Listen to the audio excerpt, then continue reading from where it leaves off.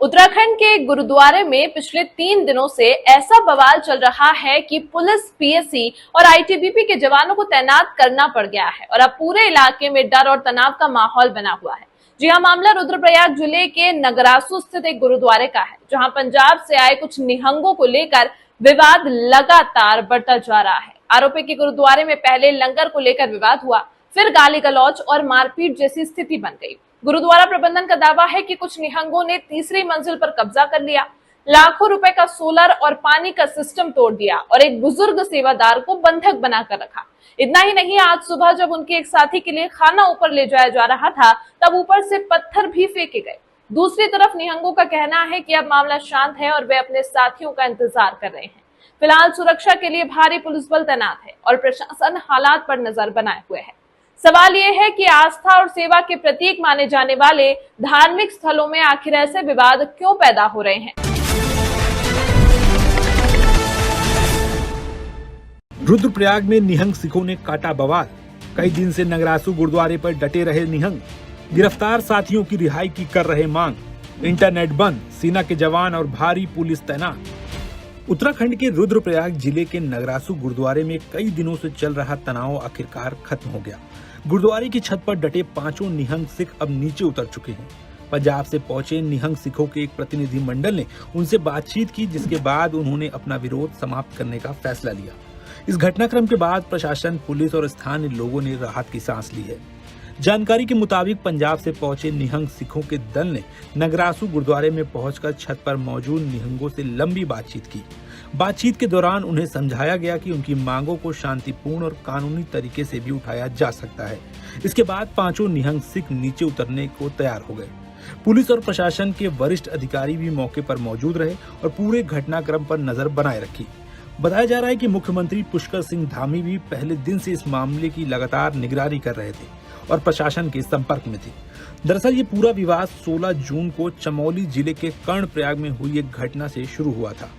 उस दिन कुछ निहंग सिख श्रद्धालु गुरुद्वारे में मत्था टेकने के बाद वापस लौट रहे थे। इसी दौरान एक होटल के बाहर वाहन खड़ा करने को लेकर उनकी स्थानीय लोगों से कहासुनी हो गई। देखते ही देखते विवाद बढ़ गया और हिंसक झड़प में बदल गया। इस दौरान निहंगों ने तलवारें चला दी। उनके हमले में 4 लोग घायल हो गए। घायलों में एक सिख श्रद्धालु भी शामिल था। घटना के बाद पुलिस ने तुरंत एक्शन लेते हुए पंजाब के 4 निहंग सिखों को गिरफ्तार कर लिया। यहीं से विवाद ने नया रूप ले लिया। निहंग सिखों का आरोप है कि पुलिस ने मामले में एक तरफा कार्रवाई की है और स्थानीय लोगों के खिलाफ कोई सख्त कदम नहीं उठाया गया।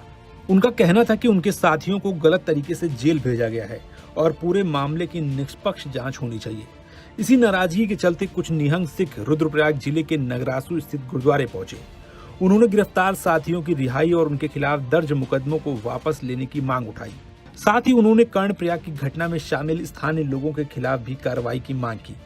बताया जाता है कि निहंग सिख अपने गिरफ्तार साथियों के समर्थन में एक बड़ा विरोध प्रदर्शन आयोजित करना चाहते थे। इसके लिए उन्होंने गुरुद्वारा प्रबंधन समिति से ज्यादा कमरों और ठहरने की व्यवस्था करने की मांग की थी, लेकिन गुरुद्वारा प्रबंधन समिति ने संसाधनों की कमी का हवाला देते हुए मना कर दिया।